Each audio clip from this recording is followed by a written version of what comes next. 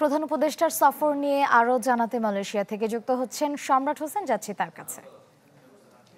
সম্রাট, প্রধান উপদেষ্টা সমাবর্তনে যে বক্তব্য দিয়েছেন সেখানে প্রবাসী বাংলাদেশি শিক্ষার্থীদের ব্যাপারে কোনো বক্তব্য দিয়েছেন কিনা, এবং সেই সাথে আরও একটি বিষয় জানার আছে, সেটি হচ্ছে ফেব্রুয়ারিতে যে নির্বাচনের কথা বলা হচ্ছে সে ব্যাপারে তিনি কোনো স্পষ্ট দিক নির্দেশনা বা কোনো রোডম্যাপ দিয়েছেন কিনা।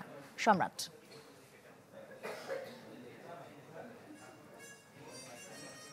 মূলত প্রধান উপদেষ্টার এই মালয়েশিয়া সফরকে ঘিরে কিন্তু বেশ কয়েকটি বিষয় সামনে এসেছে। বিশেষ করে দুদেশের সম্পর্ক উন্নয়ন থেকে শুরু করে যে এমইউ হলো কিংবা নোট বিনিময়, সেটি গতকালকে সম্পন্ন হয়েছে।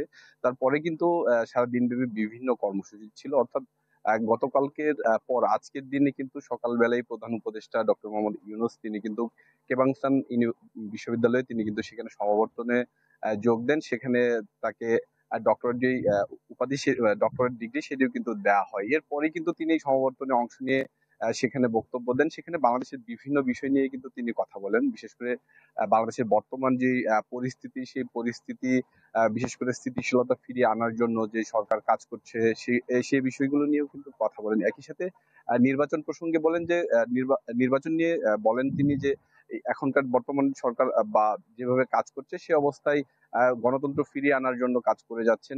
এমনকি নির্বাচন যে প্রস্তুতি, সেই প্রস্তুতি সম্পন্ন করার জন্য অন্তর্বর্তী সরকার কাজ করে যাচ্ছে। এই বিষয়গুলো নিয়ে কিন্তু কথা বলেছেন। বিশেষ করে সামনে যেহেতু ফেব্রুয়ারিতে নির্বাচনের ঘোষণার কথা এরই মধ্যে বলা হয়েছে, সেই বিষয়গুলো নিয়েও কথা বলেছেন। যেহেতু দেশের বর্তমান কিছু অবস্থা কিংবা এই ব্যবস্থায় কিভাবে নির্বাচন দেওয়া হবে সামনে, এখনকার সময়টাতে স্থিতিশীলতা ফিরিয়ে আনার জন্য সরকার কিভাবে কাজ করছে, কিংবা পরবর্তী সময়ে এই নির্বাচনের মাধ্যমে জনগণের কাছে ক্ষমতা হস্তান্তর, এইসব বিষয় নিয়ে কিন্তু তিনি কথা বলেছেন স্পষ্টভাবেই। আরেকটি বিষয় যদি আপনাকে জানিয়ে রাখি, যে প্রবাসী শিক্ষার্থীদের কথা এখানে যেটি বলা হচ্ছে সেটি মূলত হচ্ছে যে এই মালয়েশিয়াতে কিন্তু বাংলাদেশি শিক্ষার্থীর সংখ্যা সেটি 10,000-এর বেশি।